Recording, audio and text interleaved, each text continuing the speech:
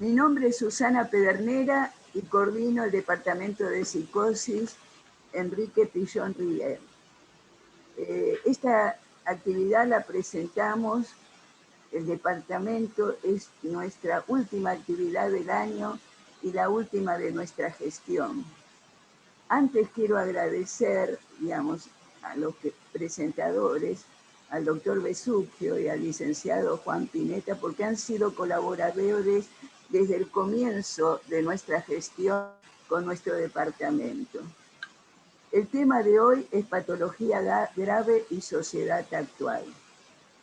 En estos momentos difíciles, traumáticos que se viven en la actualidad por la pandemia, dado que la vida está en peligro y el futuro se presenta incierto desde todo punto de vista, esta situación difícil presenta desestabilización de las estructuras y las patologías severas son más vulnerables a descompensaciones, la psicosis y patologías narcisistas intermedias, border y personalidad narcisista.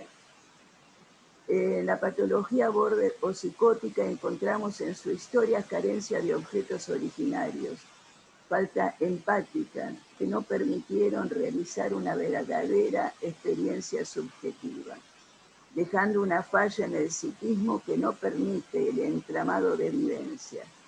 No puede ser sentidas ni vividas como experiencia. Queda así bloqueado el camino a un verdadero desarrollo.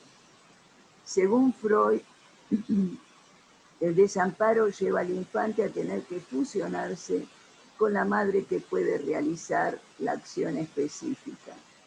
A partir de allí podemos llegar a comprender por qué esa relación de necesidad que establece con el otro, del cual no puede discriminarse, está cargada de libido incestuosa.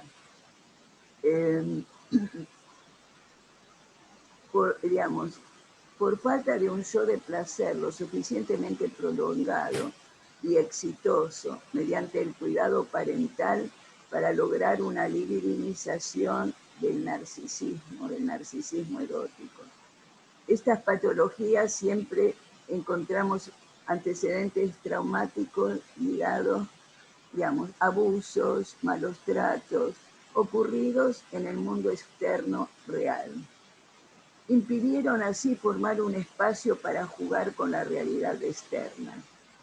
La falta de integración, límites, yo no yo, y el trauma que altera en los espacios transicionales dando lugar a la difusión de la identidad. En la patología border no pudieron unir, sacar resultantes de las introyecciones e identificaciones realizadas con objetos buenos, de las introyecciones e identificaciones realizadas con los objetos malos. La no integración de los mismos no tiene otro destino que la escisión. Disociar, proyectar, negar. Esto deriva en un yo frágil con ansiedades primitivas, pocas capacidades de sublimación y un super yo sádico primitivo. La pandemia hace que estas estructuras vuelvan al estado de desvalidez, vuelvan al estado primitivo, al terror sin nombre, al caer para siempre. La prueba de realidad se pierde. Presento a quienes van a presentar el doctor Besucchio, que va a hablar de clínica de las patologías graves en medio de la pandemia, y el licenciado Juan Pineta, que hablará, estamos al filo de la realidad. Bueno, doy paso a los que van a hablar. ¿Comenzás vos, Adrián? Bueno, cómo no, gracias Susana por la invitación, por este espacio tan agradable que compartimos el año pasado también con el Departamento de Psicosis, hablando de estos temas que hacen a las patologías graves, en 2 reuniones que tuvimos. Y bueno, esta que cierra el año, te agradezco la invitación de nuevo.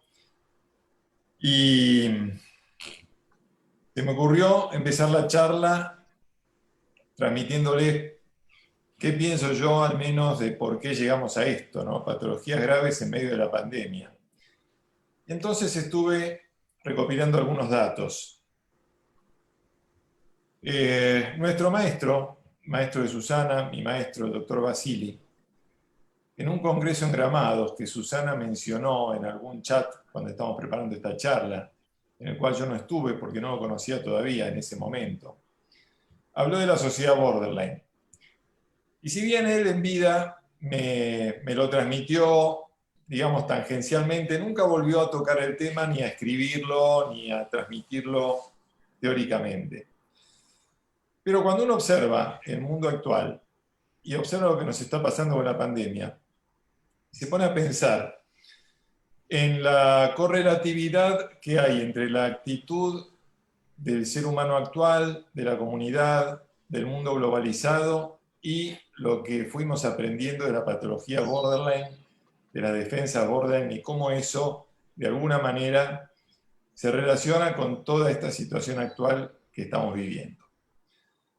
Por ejemplo, para dar una muestra de lo que es la tecnología, la producción, la optimización, el orgulloso ingenio humano y su producto Princeps, que es la tecnología.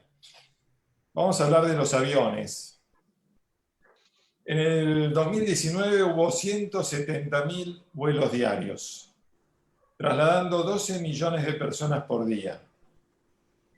Esto dio que en 2017 se trasladaron por el mundo 410 millones de personas en 3.700 aeropuertos, y donde las tarifas son 90% más económicas que en 950.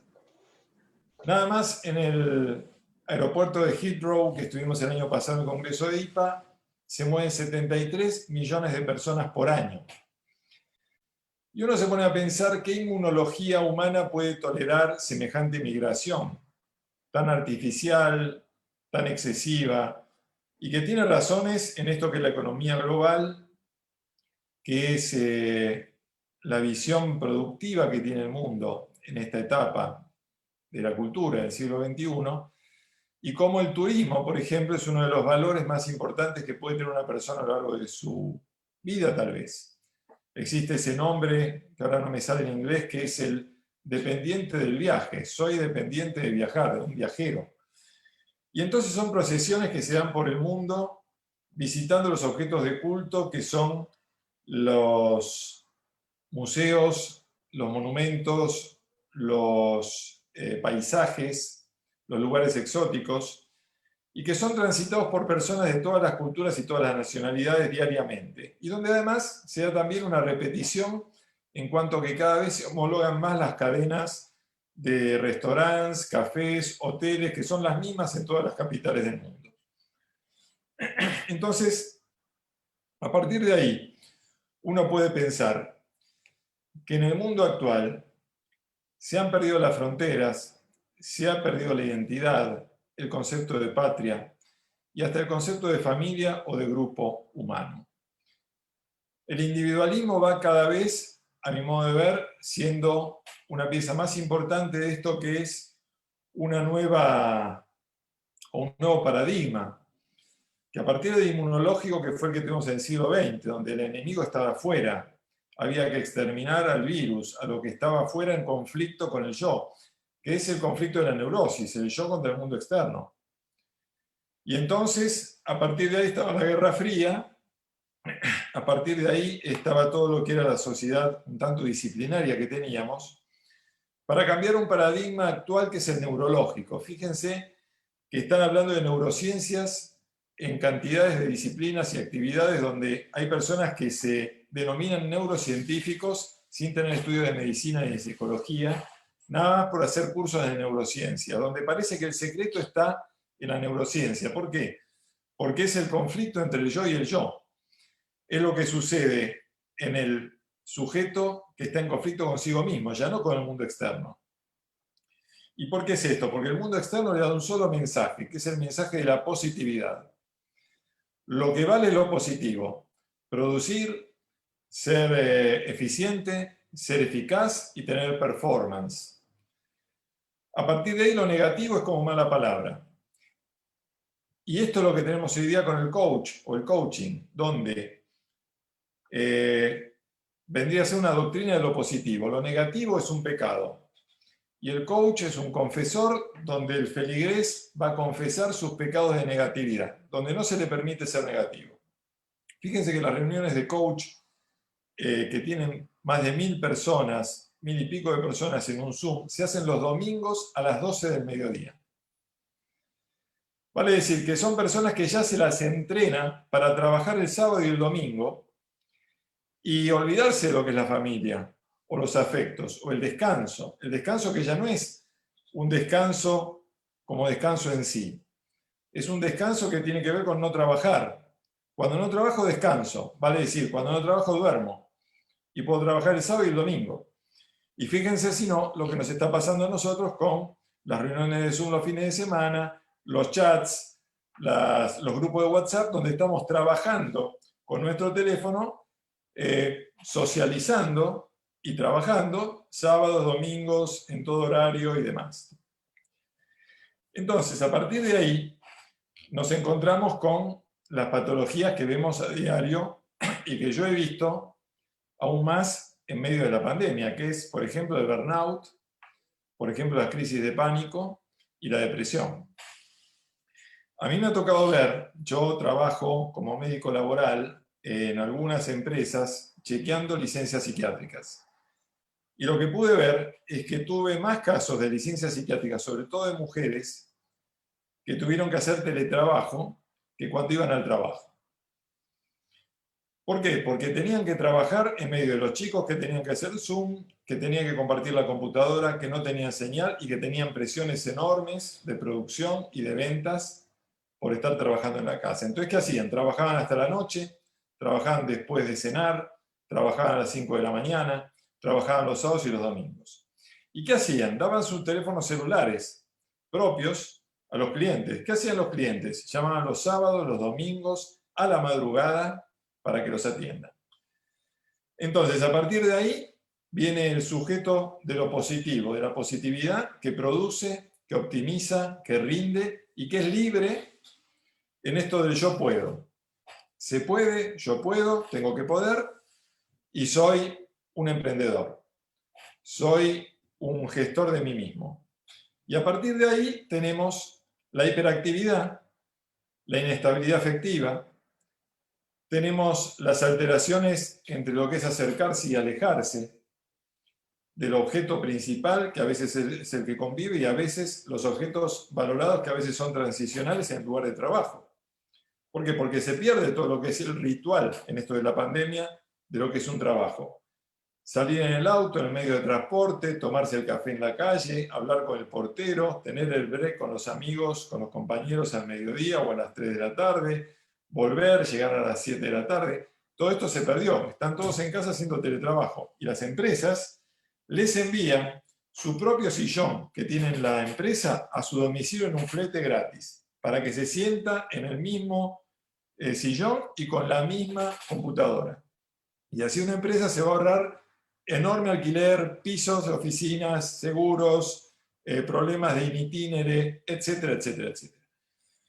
Entonces, ahí tenemos justamente cómo se está distorsionando la identidad familiar, la convivencia y cómo empiezan a aumentar las ansiedades de engolfamiento, de encierro y las ansiedades de abandono. El abandono de los objetos que valorizan, que aceptan y que confirman al sujeto en el mundo externo. Y el encierro con los objetos que están apuntaladores, pero que están demasiado cerca en el entorno de 70, 80, 90 metros cuadrados. Entonces, a partir de ahí está cierta parte de lo que yo veo en los consultorios, cómo algunas patologías se agravan y cómo tenemos que usar mayor cantidad de antidepresivos, mayor cantidad de sesiones y mayor cantidad de tranquilizantes. Los hipnóticos están a la orden del día. Y a partir de ahí también tenemos lo que hace a problemas en lo que es las somatizaciones. Porque justamente al no haber una descarga de agresión, tanto sea por la vía del trabajo, del sexo, la agresión que sigue al libido, la agresión productiva, vamos a decir así, la que tiene que ver con la energía del sujeto, hay mala descarga de la agresión, según veo yo, que termina dándose o en peleas, o en conflictos, o en somatizaciones. Las somatizaciones y las molestias musculares, que a veces son símil COVID, se ven muy a menudo. Y esto es lo que estamos notando también en los consultorios. Ahora, ¿qué pasa en el hospital? Yo trabajo en el Hospital Borda, estoy a cargo, para los que no me conocen, estoy a cargo de 2 servicios en el pabellón 5. Es un servicio, son 2 servicios de internación con pacientes crónicos y subagudos, donde a partir del 17 de marzo se generó una absoluta cuarentena, un aislamiento, en el cual los pacientes no tienen permiso de salida, salvo para trámites bancarios, una vez por mes, no reciben visitas, no hay clases, no hay asambleas, no hay talleres, no hay terapia ocupacional, no hay asistentes sociales, salvo los que trabajan en el hospital. Es decir, hay un muy diezmado equipo tratante, que son las personas de planta. ¿Por qué? Porque tienen un contrato o tienen una pertenencia institucional de relación laboral, donde hay una cobertura de ART, porque no puede entrar nadie al hospital que no tenga una ART. Entonces, ¿qué pasa con el hospital? Se volvió un manicomio. ¿Por qué? Porque los pacientes no pueden salir, no hay permisos y no hay visitas. Indirectamente y en favor de la salud pública se volvió un manicomio. ¿Y qué obtuvimos? Muchos se fugaron 1 o 2 veces hasta que les dimos el alta y volvieron a sus casas y no se reinternaron. Otros, los que no tenían nada que los espera afuera, nunca se escaparon ni se fugaron porque saben que si se van, no vuelven a la sala de aislamiento, y a las 2 veces que van a la sala de aislamiento ya posiblemente no se reinternen. Esos pacientes no se movieron. Y los otros, los que pasan meses sin ver a los familiares, sucedió el fenómeno que altas que no se podían dar nunca, de años, se dieron ahora. ¿Por qué? Porque los familiares, cuando estaban 3, 4, 5 meses sin verlos, también sufrían. Y los pacientes, por lo mismo, estaban todos muy compensados. Hubo mucha tranquilidad en las salas en estos meses. Prácticamente no hubo conflictos, no hubo demasiados cambios en los planes de medicación. Vale decir, el paciente que está bien internado se queda. Y los que no, se fueron organizando altas o salidas, o ellos mismos generaron la manera de salir del hospital. O sea, interesante lo que puede suceder en una circunstancia como esta y cómo se fue reduciendo el número de pacientes internados. Y otro tema interesante es que de una población de 500 pacientes que se redujo a 400, con todas las altas que dimos, o menos, tuvimos solamente 3 muertos. 2 fueron por COVID, que tenían patologías preexistentes y concomitantes y que los ponían en grupo de riesgo, y un tercero que falleció. ¿Por qué? Porque había un grupo de perros en el hospital que eran mantenidos por personas que venían ad honorem, jubiladas del hospital, ex enfermeras, ex médicas, que dejaban la comida para los perros. Cuando dejaron de venir, y dejaron de venir los visitantes y todas las personas que de alguna manera le daban a los pacientes algo para que ellos compraran, y había más desperdicios y los perros comían de eso, los perros no tenían que comer. ¿Qué pasó un día? Una jauría de perros, que eran los perros que siempre eran muy cariñosos, pero que tenían hambre, agredieron a un paciente, lo mordieron en una pierna hasta que falleció. Esto salió en los diarios, por eso no es una infidencia, apareció en todos los medios. Esto fue en el mes de abril. Un paciente muy tranquilo, de mínimo piso, la médica que lo trataba estaba muy compungida, pero bueno. Y se está estudiando por qué en un hospital con tantas personas hay tan pocos enfermos por COVID, que no fueron más de 20 y pico, y 2 muertos solamente. Es decir, una tasa muy distinta a la que hay en la sociedad. Hay estudios que se están haciendo en doble ciego, hay hipótesis que tienen que ver con lo farmacológico, con lo institucional, con una cantidad de factores, pero es uno de los enigmas que tenemos por delante. Y para terminar, un colega que no es de APA, que es un amigo que es psicoanalista, con orientación lacaniana, cuando me lo encontré, me contó: Adrián, estoy preocupado porque veo que los análisis están como en stand-by. No hay análisis, hay descarga, hay preocupación, y es una preocupación mutua que tiene el paciente y tenemos nosotros los analistas. Pero veo que los análisis están como estancados.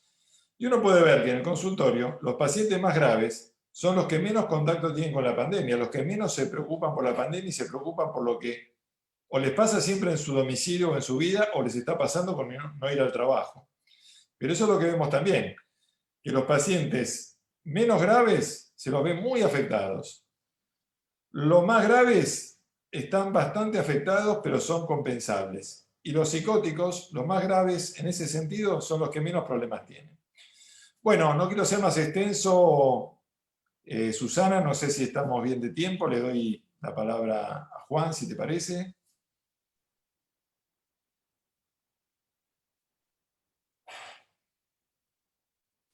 ¿Avanzo? Bueno, tiene el micrófono apagado, Susana, pero entiendo que me dio el placer de tener el placer de compartir este espacio. Antes que nada, bueno, muchas gracias al equipo del Departamento de Psicosis de la APA. Ya es la segunda actividad o la tercera entre una y otra que hemos hecho conjuntamente, lo cual es un orgullo, porque es un departamento que reúne al núcleo duro más implicado con la clínica directa y con los aspectos más dolorosos a veces del sufrimiento psíquico. Así que muy agradecido en ese sentido. Yo les quiero decir que, bueno, hemos logrado hacer esta actividad por Zoom, lo cual nos va a dar la posibilidad también de que parte de mi equipo pueda intervenir. Está Valeria Corvera, que es docente de la UCA y miembro de APA. Está Clara López Moreno, que es integrante también del equipo de psicoanálisis y sociedad psiquiatra, también ha trabajado en el lugar muchos años. Bueno, la verdad que lo que decís, Adrián, recojo muchas cosas que son muy, muy interesantes. Yo me focalicé en tratar de articular algo de lo que sucede con lo social, ¿no? Ya no es novedad que la subjetividad, el sujeto es un producto social, desde los agentes primarios atravesados por toda la cultura predecesora hasta el medio ambiente en que se va desarrollando. Bueno, y yo pensé el cierto título que se llama Al filo de la realidad. Al filo de la realidad, si ustedes se acuerdan, hubo varios remakes. Es una película que se hizo hace varios años, se llamó así en México y en Argentina, pero bueno, su título original era Twilight Zone, que estaba basado en una serie de culto que se llamaba La Dimensión Desconocida. De hecho, hoy hay una reedición de eso, ¿no? En la película, bueno, hay un episodio donde alguien con intenso miedo a volar está sentado junto a una ventana y de pronto ve a un demonio, a un gremlin, desarmando el ala del avión en pleno vuelo, ¿no? En otro episodio hay un racista que odia a los judíos, que de pronto es sustraído de la realidad y se ve transformado en un judío perseguido por la SS en la Alemania del 40, país al que es transportado fantásticamente, ¿no? Me pareció como muy evocativo de la situación actual, donde el aparato de pensar, podemos decir, es sometido a fuertes embates que pueden conducir a ese estado de ansiedad incontrolable, donde lo más temido se hace presente, provocando a veces vivencias realmente desestructurantes. También me acordé de otra película que tenemos un colega en APA que se llama Marta Usic, que se la pasa permanentemente publicando imágenes artísticas y muy particulares, ¿no? Hay una película que se llama The Inception, o El Origen, ¿no? Donde la percepción de la realidad es transformada por la intromisión de un agente que se infiltra en el psiquismo, haciendo que vivamos otra realidad, ¿no?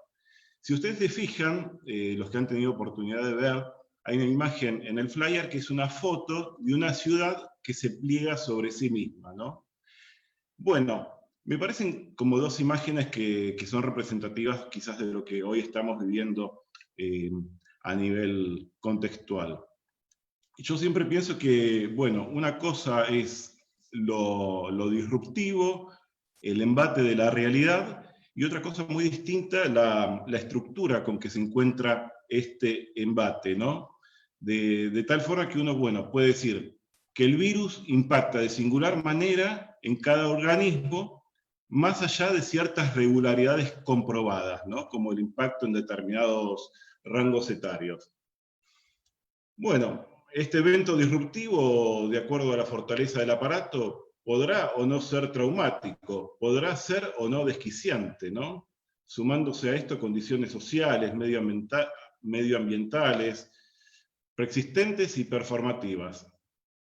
Bueno, en ese sentido, creo que no está de más resaltar que los predisponentes esperan el momento justo para ponerse en acción en términos de objetos persecutorios que pueden portarse inadvertidamente, en forma latente, ¿no? Digo, no estoy haciendo otra cosa que volver al modelo de las series complementarias, donde influyen los factores congénitos y hereditarios, las experiencias infantiles, esa predisposición que se genera y que van a ser detonados frente a los factores actuales, ¿no? Que actúan como desencadenantes. Bueno, y lo que vemos hoy que son los efectos resultantes a nivel subjetivo y a nivel general, ¿no? Podemos decir que quizás hay ciertas generalidades, ¿no? Desde lo social podemos también considerar que hay situaciones como las actuales que atacan el porvenir, que atacan ese sentimiento de esperanza con cierta posibilidad de concreción, ¿no? Digo, más allá de utopías inalcanzables. Hay situaciones que inciden en forma acumulativamente en la destrucción del tejido psíquico, ¿no? Como así también en el tejido social y comunitario. Se afectan los vínculos internalizados que esperan reedición en la realidad compartida, ¿no? En este sentido, bueno, a la situación de pandemia se fueron sumando otros ingredientes, ¿no? El deshacimiento del contacto humano, el terror al otro que puede contagiar, la pérdida de trabajo, la pérdida de ingresos económicos, que aseguran no solo el sustento diario, sino cierta seguridad en un futuro más o menos cercano. Y hay otro punto que es muy interesante, ya que hablamos de estructuras. Hoy vivimos algo así como la afluencia de información totalmente fragmentada, contradictoria, haciendo que mucha gente pierda completamente las coordenadas en esto que hoy se da en llamar infodemia, ¿no? Bueno, hay eventos de la realidad compartidas que se ven como situaciones disruptivas que, insisto, hay que separar de los efectos que pueden ser o no traumáticos. No dejan de ser igualmente acontecimientos frente a lo cual algo va a cambiar forzosamente, más allá de las defensas que podamos implementar, negación, desestimación. Por más que haya defensas erigidas para tratar de negar la realidad, esta va a tener su efecto. Ahora, yo estaba pensando en términos de homeostasis, ¿no? Homeostasis es un concepto biológico según la cual hay un conjunto de funciones biológicas que mantienen estables las condiciones internas necesarias para la vida, ¿no? Frente a los cambios externos. Bueno, hoy estas situaciones desestructurantes de cierta homeostasis psíquica tienen que ver con pérdidas que pueden darse en diferentes planos, donde se han perdido garantías de preservación afectiva, física, mental, material y sobre todo de proyecto vital. Como sabemos, bueno, la homeostasis es la tendencia de todo sistema a mantener ese estado, resistiendo a los cambios bruscos. Así que, bueno, los procesos homeostáticos operan ante las variaciones de las condiciones del ambiente y bloquean o tienden a bloquear los cambios con el objeto de mantener invariable la estructura, en este caso la estructura psíquica. Ahora bien, hoy estamos con una crisis, hay un sistema viviente que se enfrenta a estas tendencias contrapuestas, ¿no? La tendencia al estado estacionario y la tendencia a la transformación. Todo sistema psíquico siempre reaccionará ante cualquier intento interno o externo que amenace cambiar su organización, ¿no? Ahora, hay cierta homeostasis que es complicada, que es esta homeostasis que mantiene estructuras en forma rígida, ¿no? Y con reglas inflexibles. Qué sé yo, uno podría decir, bueno, esto sucede en los grupos donde nadie puede pensar diferente, ¿no? Entonces, esta estabilidad del psiquismo tiene que ver también con cierta capacidad de cambiar con el cambio. Y el intento forzado por mantener el modo de funcionamiento implica una operación de corte con la realidad, con lo que emerge. Lo malo se expulsa, se rechaza, se destruye, desestima, se ignora, automáticamente obedeciendo a lo que podríamos llamar la puesta en guardia del placer. Bueno, hoy estamos ante excesos. Si nosotros tomamos lo que conceptualiza la Organización Mundial de la Salud en términos de salud mental, van a ver que no se trata solamente de la ausencia de enfermedad. Habla de bienestar físico, bienestar social, lo mismo la Ley Nacional de Salud Mental, ¿no? Que es multidisciplinar y transdisciplinar. Y una de las cuestiones que tiene que ver con la salud mental es la capacidad de hacer frente al estrés, ¿no? En la vida normal. La capacidad de trabajar en forma productiva y también la contribución a la comunidad. Bueno, nosotros sabemos que es mucho más fácil ver en situaciones de crisis, por ejemplo, guerras, desplazamientos forzados, migraciones, cuáles son los efectos físicos. Sin embargo, en relación a lo psicológico, es mucho más difícil. Es mucho más difícil de cuantificar. Y bueno, hoy estamos viviendo algo que es inaudito. Adrián mencionaba todo este tema de los grandes desplazamientos que hay. Bueno, hoy estamos ante la primera pandemia global de la historia. Esto es realmente inaudito y ni siquiera había sucedido con la primera pandemia más o menos extendida en el mundo, como fue la llamada gripe española, ¿no? Que empezó en Kansas. Lo que estamos viendo hoy, y hay muchos números y muchas estadísticas que ya se están implementando con valores concretos, ¿no? Hay aumento de posibilidad de suicidios, se está proyectando, hay un estudio en Estados Unidos que dice que en los próximos años esto va a provocar que 75.000 personas vayan a morir en la próxima década por muertes por desesperación, como resultado de la crisis del coronavirus. A esto se suma, bueno, el consumo de sustancias, alcohol, drogas.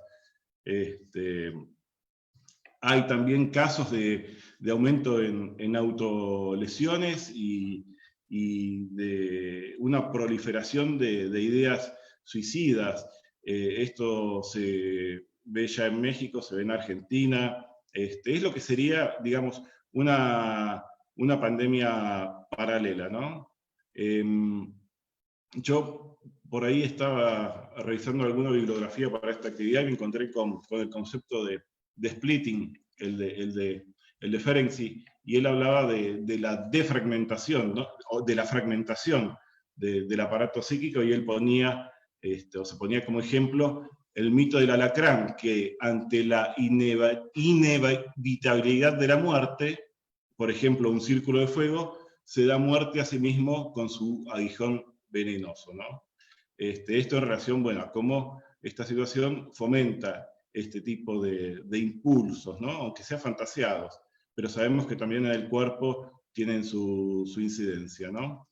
Ya que me parece que, bueno, hay muchos psicoanalistas reconocidos, Otto Kemper, por ejemplo, ya habla de cómo se deja solo a los individuos desde las políticas públicas y esto tiene costos personales y sociales, ¿no? Y hay algo que decía Otto Kemper hace poco que tiene que ver con esto de la fragmentación. Él planteaba que, bueno, hace 30 años se creía que los medios de comunicación iban a normalizar el pensamiento convencional. Y hoy, bueno, lamentablemente, no sé si lamentablemente, pero lo cierto es que no hay una modulación de la información que circula, pero hoy los medios se expresan en canales totalmente paralelos y en forma totalmente incompatibles. Esto me parece un buen ejemplo en relación a esta fragmentación que estamos hoy viviendo. Bueno, yo creo que esto sirve como alguna forma de introducción para la discusión en esta bisagra psicoanálisis, comunidad, psicoanálisis y sociedad. Así que bueno, los dejo por ahora. Gracias.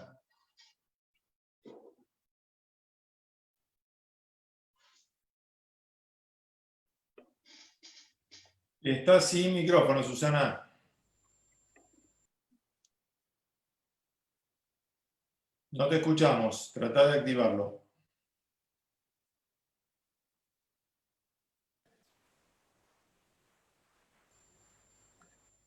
Ahí donde dice el símbolo. Ahora, Ahora sí.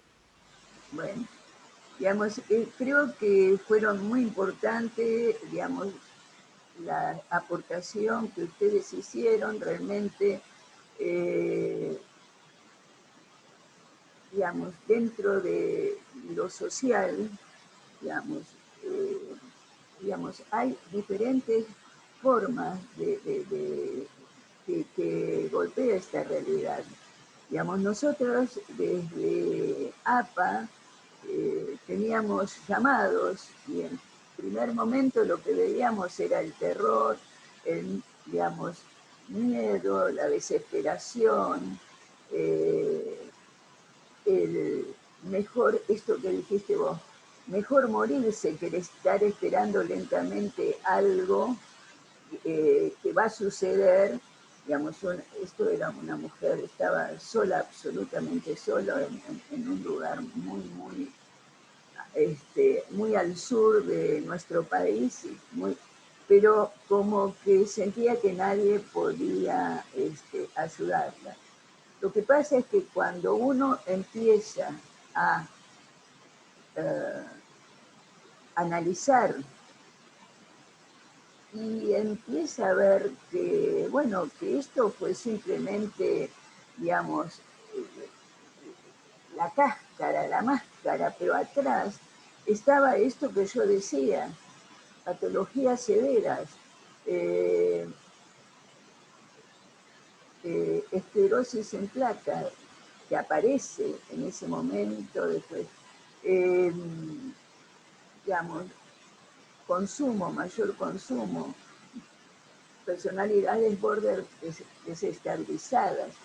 Y también creo que en general el comportamiento en un primer momento, la gente era una especie, digamos, de comportamiento paranoico en que el otro me iba a enfermar y que yo trataba en lo posible ni acercarme.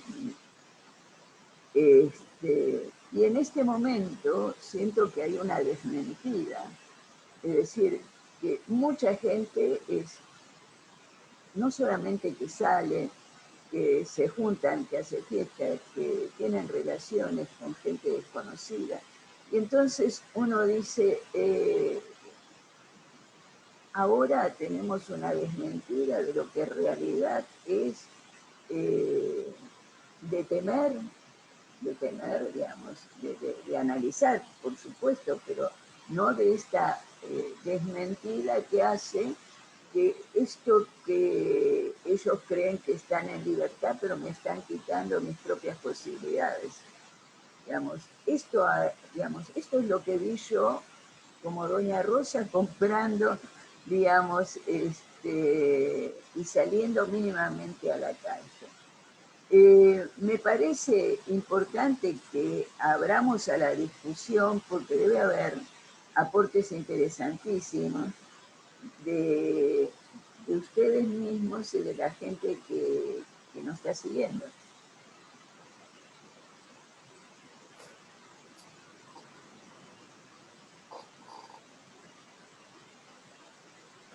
¿Puedo decir algo? Soy Sí. Gilla Zafore. Me gustaron mucho las ponencias de tanto la de María como la de Juan y como la de Adrián. Tomando el costado social, yo pensaba, ¿no? Porque es una cosa que la estoy carburando hace tiempo y me preocupa, entonces digo, la voy a traer como pregunta, porque pareciera como que el mundo de alguna manera, no solamente la Argentina, está pasando por una anomia importante. Y además vivimos todos como un caos, donde hay una presencia, yo diría, de lo pulsional, de lo fantasmático que se nos mete en todos los discursos sociales. Entonces me pregunto, y que además producen repeticiones que son muy difíciles de acotar, con tragedias, con femicidios, con muertes y repeticiones de todo tipo trágico. Entonces me pregunto, si no, como una pregunta, si nosotros no podemos como sujetos y como sociedad generar alguna diferencia, alguna marca distinta al modelo de lazo social al cual Adrián se refirió, y que realmente me gustó mucho esto cuando habló de sociedad border, porque creo que será también la influencia que estuve leyendo unos artículos de un filósofo francés que me parecen interesantes, Gilles Lipovetsky, donde él habla de este hiperindividualismo que tenemos en la sociedad, en la civilización en realidad, no solamente en una sociedad. Y entonces me pregunto, si no logramos algún tipo de cambio, algún tipo de diferencia, ¿podemos llegar a sucumbir como sujetos, como sociedad y hasta como civilización? Esa es una pregunta que la tengo hace tiempo y que, bueno, la traigo porque realmente me preocupa. Una sola cosita más con respecto a algo que dijo Adrián, que a mí me resulta un poco difícil, pensando en mis pacientes, de decir de que el análisis está en stand-by en un sentido general. Creo que eso es muy particular, porque así como hay pacientes donde a lo mejor le puede caber esta afirmación, hay otros donde realmente estos tiempos de cuarentena, estos tiempos de cierto recogimiento obligado, les ha servido para un conocimiento mayor de algunas situaciones personales dramáticas que habían vivido y que hasta ahora no habían surgido. Por eso creo que esto es muy subjetivo, es muy caso por caso. Ahora, creo sí que de pronto en eso, con respecto a lo que María decía, pensaba alguna de las enseñanzas que dejó en mí cuando estudié Winnicott, y precisamente sí, cuando hay agonías muy primitivas, cuando hay, en el caso de la psicosis o en casos border, estas situaciones de encierro, estas situaciones de confinamiento, evidentemente que producen toda una reverberación de todos esos, en algunos casos recuerdos y en otros ni siquiera recuerdos, ¿no? Sino que son sensaciones muy fuertes y muy desestructurantes. Bueno, por ahora dejo acá.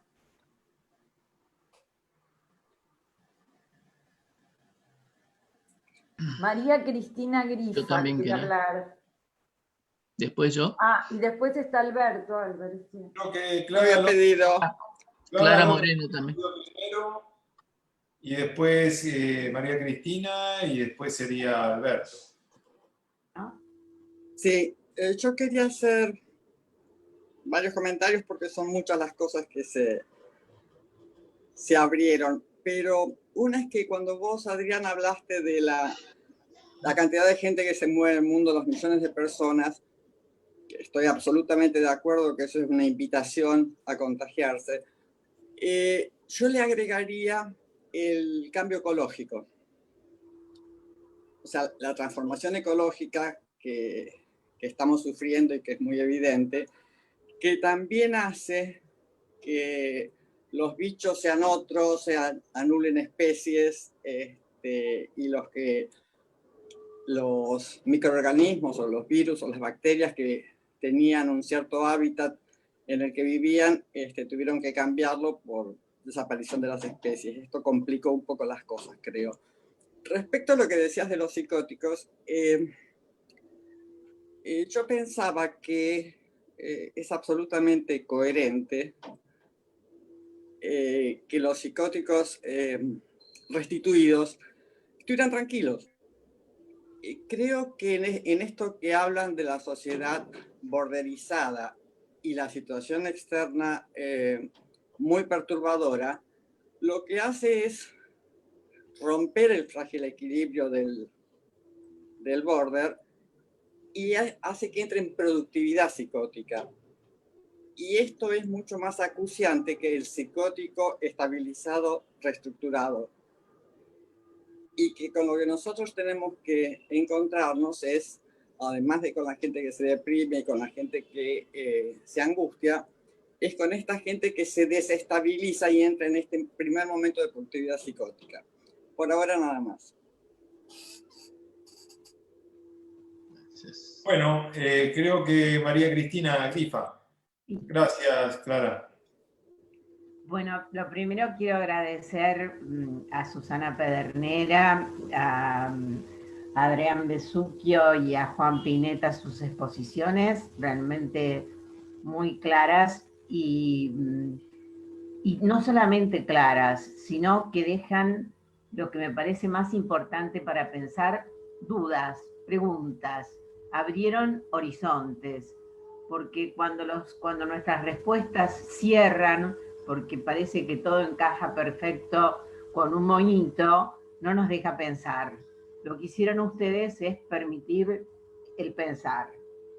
En las tres exposiciones, un hilo conductor posible es la relación yo-no yo, es decir, yo-otro.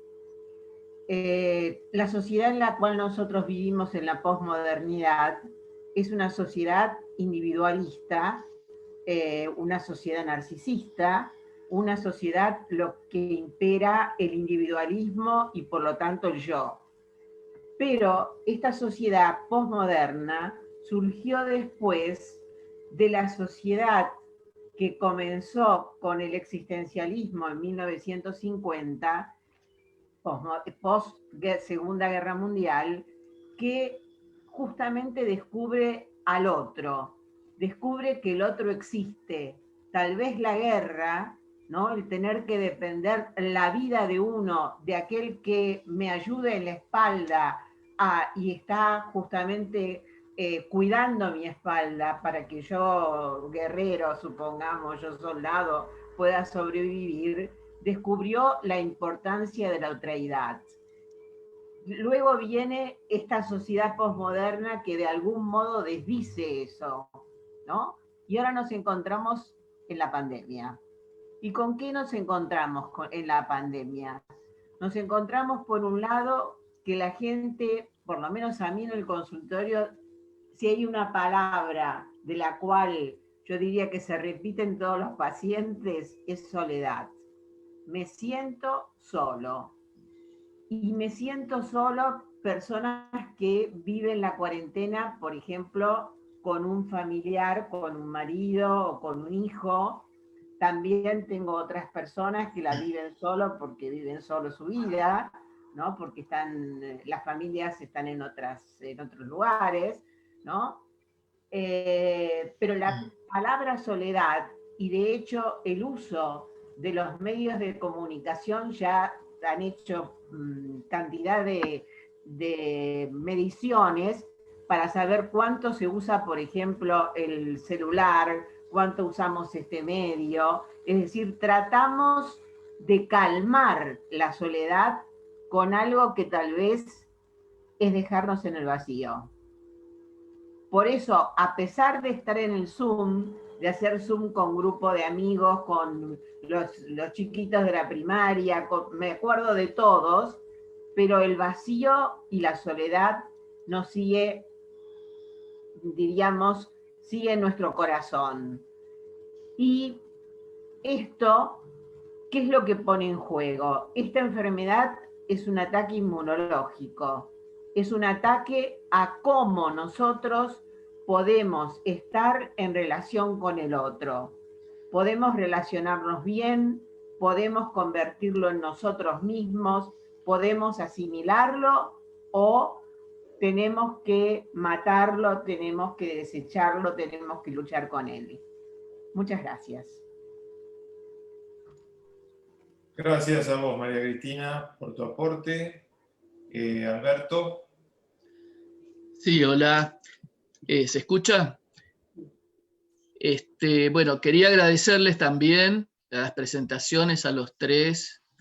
La verdad que estuvo muy buena y bueno, necesitamos estas conversaciones para actualizarnos en qué estamos trabajando, lo que estamos viviendo todos, ¿no? Algunos comentarios en relación a lo de Adrián. Vos hablabas, Adrián, de la sociedad de la disciplina, ¿no? Me parece que en ese sentido, Bauman creo que es el que habla que en la época freudiana toda la organización de la disciplina familiar y social estaba en relación a controlar la masturbación, ¿no? Que es una de las, a partir de donde Freud también surge.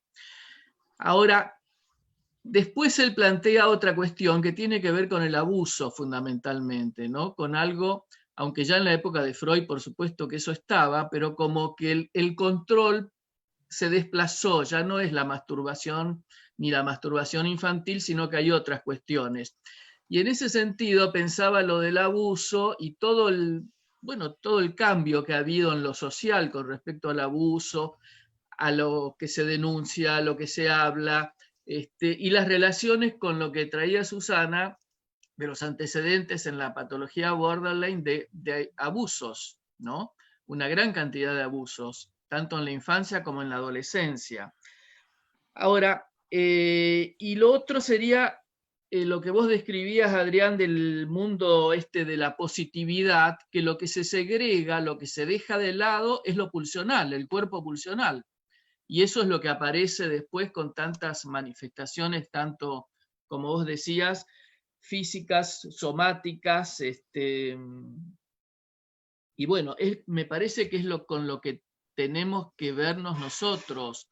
Yo tampoco estoy muy de acuerdo con esto de un análisis que va como por un carril en estos momentos y que no pasa nada. Yo creo que está bien, si eso pasa tenemos que afinar nuestra escucha, a ver qué es lo que, en qué podemos recortar de todo eso, porque debe ser una defensa muy grande contra la angustia de todo lo que ustedes han hablado, ¿no? En ese sentido, lo que decía Juan, de esto de la fragmentación de la comunicación, me parece que ese es un tema también con respecto a lo disruptivo y traumático que a veces hay efectos en los pacientes, ¿no? Cuando una verdad se transmite de una manera absoluta por algún medio y eso pega en algún paciente de una manera especial por sus series complementarias, como vos decías, bueno, ¿cómo trabajar eso, no? Sin que eso sea parte de una ideología, sino poder trabajar psicoanalíticamente ese aspecto. Lo otro, me gustó lo que traías también, Juan, con respecto a la homeostasis, ¿no? ¿Cómo hacemos, cómo armamos esta nueva homeostasis? Y yo pensaba en lo que dijeron, como que habría dos caminos, me parece que no tenemos que perder de vista, que el psicoanálisis nos enseña, que son la posibilidad, a pesar de todo lo traumático, de simbolizar, y también las nuevas posibilidades de sublimación, ya que las habituales están coartadas. Pero creo que el ser humano tenemos esa posibilidad, ¿no? de descubrir sublimaciones potenciales que no estuvieron desarrolladas, diríamos, en otro momento, y que ahora puede ser que sí. Bueno, muchas gracias. A vos, Alberto. Creo que Gracias. Valeria Corvela, y no sé si Margarita Slack había también levantado la mano. Bueno, Valeria, te escuchamos. Bueno, gracias Adrián, gracias Juan, digamos, por las presentaciones. Coincido, como dijo Cristina, que nos hacen como pensar y reflexionar y abren preguntas, ¿no? Ahora yo escuchaba y quizás, bueno, comparto lo que han dicho muchos de ustedes, ¿no? Pero pensaba también, digo, como en un cierto como factor común o factor común denominador entre lo que planteaba Juan, ¿no? Respecto de, digamos, los medios de comunicación, ¿no? Y digamos, y esto como la circulación de la comunicación en paralelo y de manera también contradictoria, ¿no?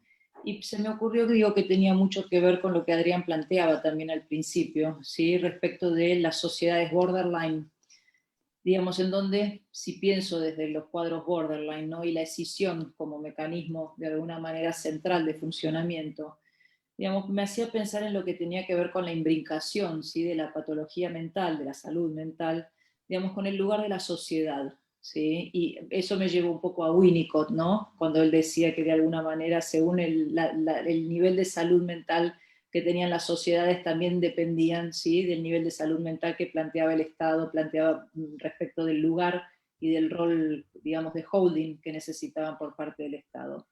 Entonces me hacía pensar un poco todo esto, ¿no? Digamos, individualismo, medios de comunicación, digamos, y todo lo que, digamos, gira alrededor de la homeostasis del medio, ¿no? Entonces veía como un poco complicado, ¿no? Un medio escindido, más estamos hablando de patologías, digamos, mentales, en donde, digamos, el factor común también es la escisión. Es como, digamos, como si entrara en un sistema como recursivo, en donde, digamos, la misma, digamos, el mismo ambiente, digamos, que de alguna manera debería cumplir como funciones de holding, ¿sí?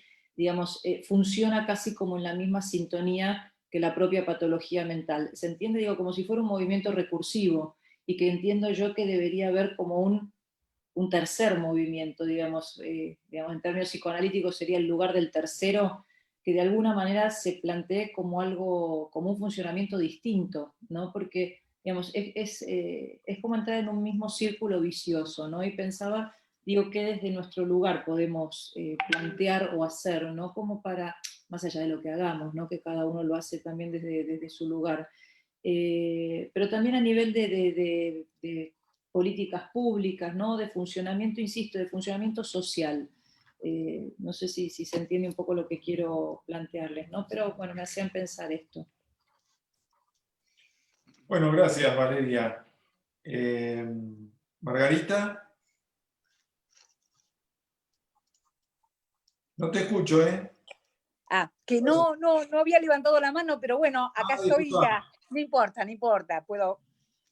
Se me ocurrieron algunas cosas cuando estaban hablando los colegas. La verdad es que fue muy agradable escucharte, Adrián, y también escuchar a Juan y por supuesto a quien principió la charla.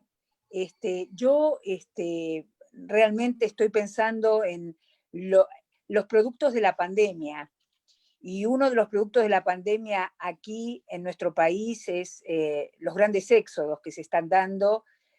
Hoy estaba escuchando, porque un poco Clara hablaba de el cambio ecológico. Bueno, el cambio ecológico también lo producen los humanos, fundamentalmente, no solamente porque nos vamos a la luna y tiramos los desechos en nuestro hermoso mundo, sino porque además producimos nuevos virus y bacterias que van cambiando todo el campo, el campo nuestro, de vida, nuestra tierra. recordaba, que ya no recuerdo en qué momento escuché que en este siglo, en el 2020, se está produciendo lo que pasó en el siglo pasado, a principios del siglo pasado. Si pensamos en lo como nominaba Juan, la llamada gripe española, como algo similar, como que parecería ser que los cambios que se van dando, en este caso nos afectó realmente mucho más globalmente, probablemente porque el mundo está mucho más en red y más globalizado, pero creo como que, digamos que la pandemia tiene sus consecuencias, no solamente la fragmentación del sujeto. Me quedé pensando por qué en el Borda, de repente con la misma casi reclusión, bueno, ellos están mucho más todo el tiempo recluidos que el resto de la sociedad, pero hubo muy pocos casos. Y esto es interesante, y quería preguntarte, Adrián, si esto se está estudiando realmente, nuestros infectólogos, por ejemplo, más allá de la preocupación psicológica o no que pueda haber del tema, ¿qué situación clara puede producir el hecho de recluirse como están en el Borda, ¿no? Porque vos dijiste que era sumamente estricto. Bueno, y me quedé pensando en lo de Gilla. La verdad que la pregunta de Gilla, que fue de comienzo, es la pregunta del millón. ¿Se va a terminar el mundo? ¿Qué va a pasar con el mundo? ¿Qué sé yo? Uno no puede hacer futurología. Y es cierto que es preocupante.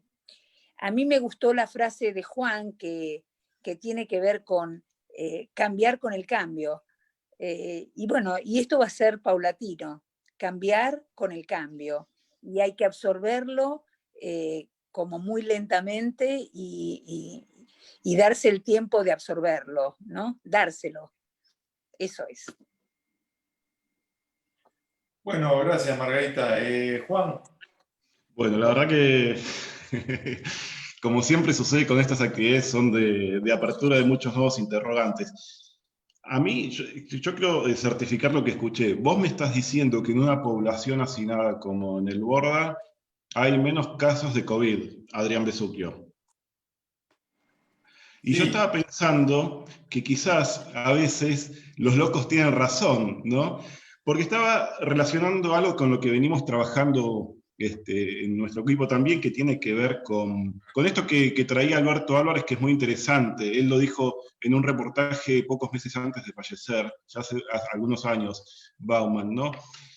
Que la regulación de la sexualidad sí estaba en manos de los padres, ¿no? Y de pronto, como recordó Alberto Álvarez, todos los padres empezaron a ser posibles abusadores. Pero ¿qué había detrás de esto? Había un robo del poder parental sobre el desarrollo libidinal de los hijos, ¿no? Y ahí hubo una desconexión, una fragmentación, me parece. Y esto lo estaba conectando con lo que decía Adrián Besuquio, en relación a que sí, hoy estamos mucho más conectados. Es asombroso cómo estamos conectados y cómo nos podemos conectar. Pero lo paradójico es que a mayor conectividad, no solamente para viajar, sino de redes, cómo estamos tan fragmentados que también estamos completamente desconectados a nivel vincular. Porque ya no hay más vínculos, como tendencia, ¿no? No me gusta generalizar.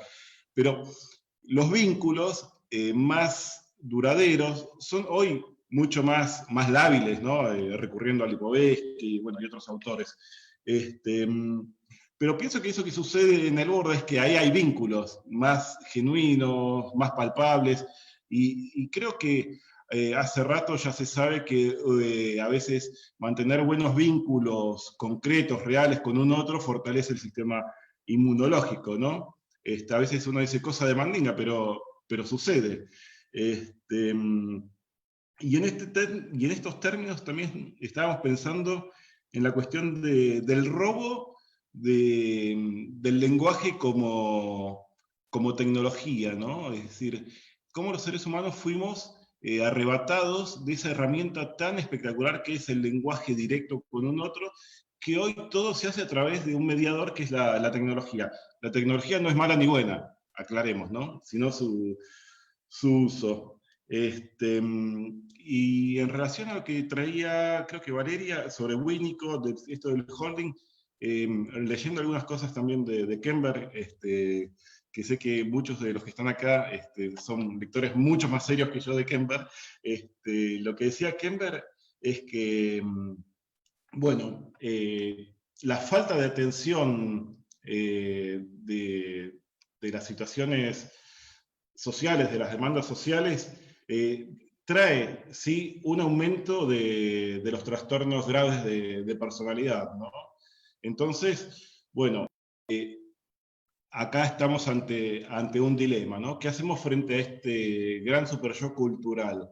¿Nos posicionamos frente a ese Freud de los últimos años, donde decía que el analista, frente a situaciones, a presentaciones difíciles, tenía que erigirse como el educador, el superyo provisional de esas estructuras? Es un tema hasta político, diría. Bueno, Estela, vi que levantaste la mano, ahora te damos la palabra. Para contestar un poco a Juan y a todas las exposiciones que fueron muy interesantes, y ya las agradecemos. En el Borda, el fenómeno es muy curioso, porque los dos fallecidos fueron de un servicio donde la médica tratante, con muy buena intención, aisló el servicio. Bueno, ¿quién contesta? De otros servicios. Entonces, ¿qué pasó? Cuando un paciente se contagió porque salió, se escapó y volvió, contagió a todo el servicio porque comían juntos, estaban muy cerca, no bajaban, no pasaban al comedor, etc. En los otros servicios, el Hospital Borda, por lo que no sé, es muy amplio, el comedor debe tener unos 200 metros cuadrados, las habitaciones tienen una diferencia más o menos de 1,5 metros entre cama y cama, o más. Hay un parque muy de 4 hectáreas casi. Entonces se dieron las condiciones para que haya muy pocos contagios. Y además, la convivencia entre los pacientes mejoró. ¿Por qué? Porque no entraron más los dealers que vendían drogas. No entraron más los que venían a robar. Los pacientes no salen de permiso y no tienen problema ni con los familiares, ni en la vía pública, ni con la ley. Entonces mejoró mucho la convivencia y se generó como una especie de convivencia en una comunidad. Y esto puede ser, como decía Juan, que inmunológicamente fortaleció a los pacientes de alguna manera. Porque no olvidemos que un paciente internado es un paciente que huye de un foco de conflicto familiar o social. Y en el hospital, cuando uno entra, se olvida de todo lo que pasa afuera. ¿Por qué? Porque a menos que haya un televisor que da informaciones, pero los pacientes no las incorporan demasiado, es un mundo distinto, el de la sala de internación en el hospital, donde cambian los tiempos, cambia la información, inclusive la tecnología no está tan insertada y todo se maneja mucho de manera más analógica. Así que bueno, un poco esa es la curiosidad que se está investigando y todavía no hay muchas respuestas, las tenemos que ir encontrando.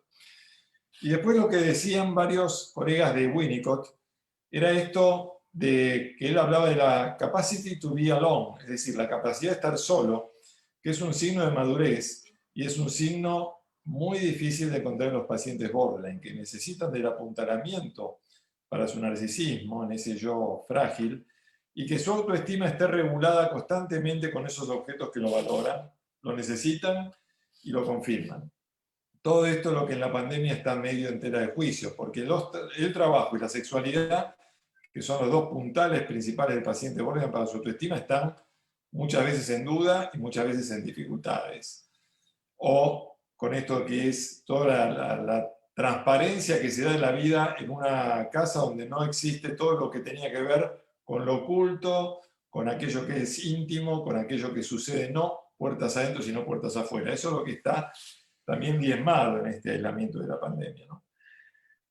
Y por otro lado, también lo que quería agregar es que después de los 50 o 60 millones de muertos que hubo en la Segunda Guerra Mundial, y tal vez si unimos Corea y unimos Vietnam tenemos mucho más, tenemos una sociedad con diferencias entre los que han sido criados por padres y los que no, donde hay padres y donde no hay padres.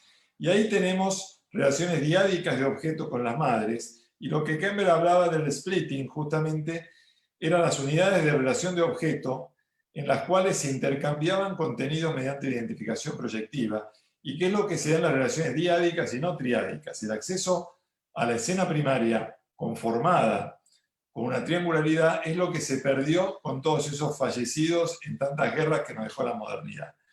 Entonces hoy día tenemos esa preponderancia de mecanismos de defensa frágiles, primitivos, escindidos, y donde el consumo de sustancias o el consumo en general, que está favorecido por esto que es la tecnología, los mercados y la hiperproducción, hace que también el paciente se sume a esto que es valorarse por medio de lo que se valora, que es el trabajo y la hiperactividad.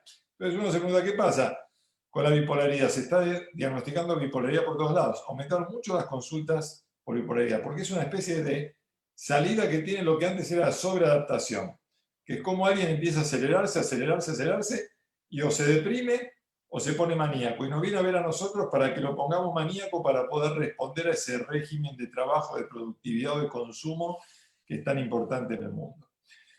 Bueno, creo que Susana quiere hablar, como es la coordinadora, le damos la palabra antes que a Estela, porque tal vez ella necesita, como es una expositora, también dar una vuelta con lo que estamos escuchando. Susana, habilita el micrófono, por favor.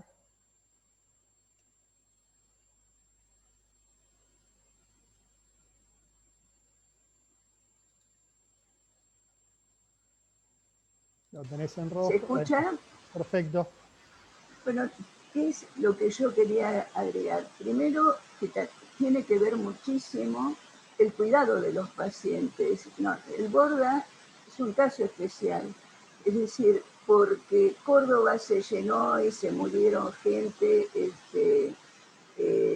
por la falta de cuidado, por realmente la desprotección en todo sentido, que estamos hablando, es decir, desprotección de seres que también han sido desprotegidos anteriormente. Y yo, digamos, respecto a lo que nosotros estamos viviendo, yo creo que, digamos, la ruptura del lazo social, digamos, lo que hemos, es esto de que todo lo grupal lo hemos perdido esa alianza, digamos. Eso hace, digamos, desde hace mucho, yo creo que, digamos, no solamente la pérdida, digamos, de lo familiar, del cuidado de los chicos, sino también la falta de ley paterna. Esto hace que, digamos, desborde, digamos, todos los chicos que están, digamos, sin trabajo, sin posibilidades, y, digamos, y hace que, digamos, ya los cuidados no los han tenido, y creo que la delincuencia, falta de ley, digamos, hace rato que la estamos viviendo. Por eso creo que se hace mucho más difícil en países como el nuestro la posibilidad de hacer, digamos, una buena salud pública. Yo nada más. Bueno, gracias Susana. Estela. Ahí está.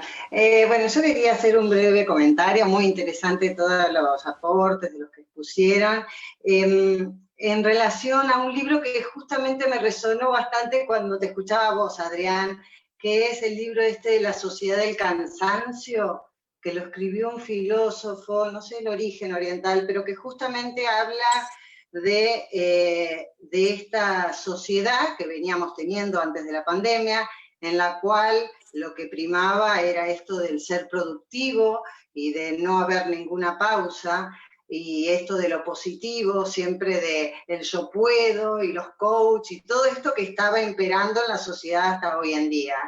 Creo que justamente la falta de sentido, quizás, en hacer un viaje interior, no tantos viajes de vuelo y a nivel mundial, a ver todas estas cosas lindas de forma externa, sino encontrarse con uno mismo, es lo que quizás en algún punto puede llevar este estado de vuelta a quedarse en los lugares propios o al aislamiento que ha llevado cierta pandemia, ¿no? Porque la pandemia nos ha llevado de cierta forma a quedarnos adentro. Ojalá que no sea solamente un movimiento físico de quedarse adentro, sino que también pueda llevar a que los seres humanos puedan llevar gracias a, bueno, quizás nuestro instrumento, que es el análisis, a replantearse el sentido de la vida y encontrar nuevos sentidos. Gracias, Estela, sí. De alguna manera, un poco eso es lo que observamos. El filósofo al que te referís es Byung-Chul Han, que es coreano, ese mismo. Trabaja en Berlín. Sí, ese mismo. Y tiene una visión muy interesante de lo que es el mundo occidental y oriental, ¿no? Creo que de ahí viene. Y son observaciones que nos hace de otro lugar que a veces a nosotros que estamos imbuidos en la cultura occidental nos cuesta más. Pero al respecto, creo que tenemos que pensar que justamente estamos en una sociedad que no crea trabajo, que crea tecnología, donde el dinero es el elemento que iguala, pero los precios son los que diferencian.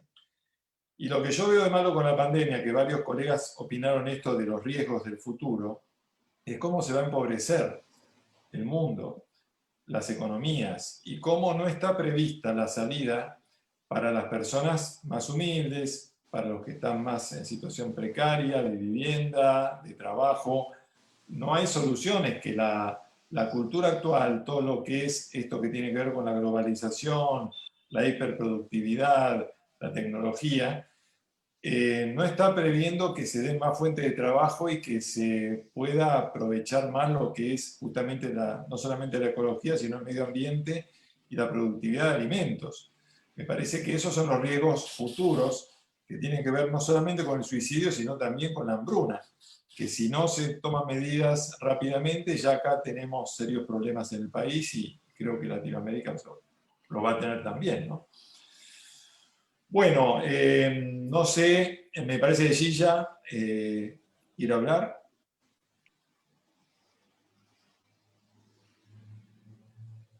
Una cosa para decir cortita, porque me tentó lo último que dijiste. Otra de mis preguntas que me hago es si realmente no puede haber otra lógica de poder de aquellos poderosos, de los países más poderosos, que tienen monopolios importantísimos, y que haya políticas de Estado que puedan contener a países en vías de desarrollo o a países que tienen dificultades enormes. Ese es el cambio que yo hay veces que pienso, si no es posible que se dé de alguna manera, no tengo ni las herramientas como para decir el cómo, pero creo que sí, un cambio en ese sentido, no solamente un cambio a nivel individual, sino también un cambio en políticas de Estado, que creo que ahí tendrían los más poderosos de pronto que tratar de abrirse en un sentido de mayor respeto por los otros países. Y me parece, bueno, lo dejo como una inquietud.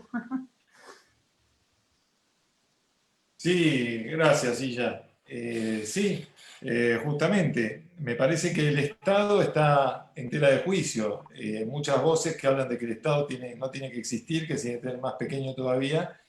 Y vos fijate que el Estado justamente tendría que tener la responsabilidad de dar trabajo y de generar fuentes de trabajo, y si esperamos que eso lo hagan los medios que tienen que ver con corporaciones o con monopolios, puede ser que sea muy difícil lograr que haya un trabajo con una visión solidaria. que me parece que es lo que está faltando en el mundo y lo que está faltando en la cultura, ¿no? Bueno, Susana, estamos más o menos cerca de la hora. Juan quería hablar también. Sí, la verdad que esto me va a dar mucho para pensar, creo que al grupo también, porque vamos a persistir. La verdad que muy enriquecedor esto que nos contabas, Adrián, acerca del estudio sobre las relaciones diádicas post Segunda Guerra y las patologías que generó por la falta del tercero, ¿no? Es muy, muy interesante. Yo no sabía que había este tipo de investigaciones, me parece muy, muy enriquecedor. Lo otro, bueno, hoy estamos ante el sujeto del autónomo, ¿no? El que se autoexpolia a sí mismo, ¿no? No sé quién había escrito de eso. Ahí, en una reunión que habíamos tenido, creo que con Hugo Lerner, él traía también Freud decía que había 3 fuentes del dolor humano, no sé si era el malestar en la cultura. Uno era en relación al cuerpo, otro era en relación a la naturaleza, y otro era en la relación con los otros, ¿no? Y hoy eso está todo puesto en juego junto. Por otro lado... El porvenir de una ilusión, 1927. Ahí, bien.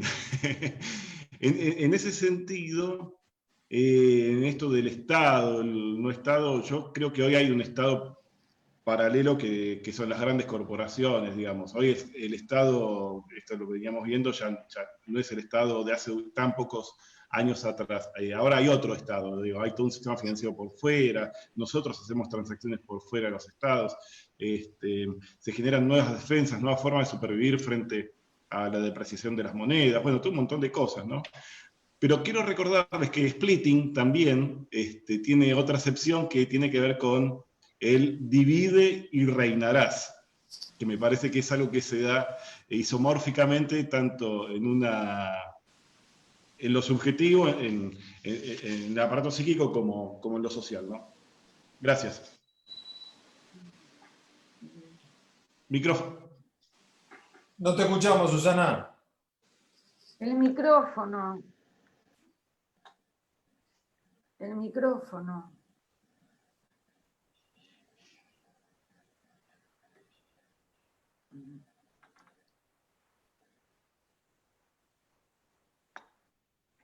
Decía que Freud, digamos, ya cuando hablaba del afán de apoderamiento y el porqué de la guerra, habla realmente de nuestra esencia, de agresión y este afán de apoderamiento es parte de nuestra especie, digamos, entonces es muy, digamos, por supuesto que está buenísimo luchar contra esos grandes poderes, pero evidentemente uno dice, es difícil porque también está en uno mismo. Seguro. Yo creo que no sé quién otra persona quiere hablar porque a mí se me borró media, digamos, pero desde ya les quiero agradecer a todos, estuvieron realmente muy buena, digamos, nos abrió, como diría María Cristina, nos abrió mucho más la cabeza para pensar, y bueno, le agradezco la presencia a todos. Gracias. Susana, muchas gracias a vos y a tu equipo. Mucho placer. Del departamento. Gracias a ustedes. Invitación a todos los presentes por acompañarnos. Muchas gracias. Muy bien. Gracias. A ver cuándo nos juntamos. Eso. La sede, ahí en el patio, al menos en el patio.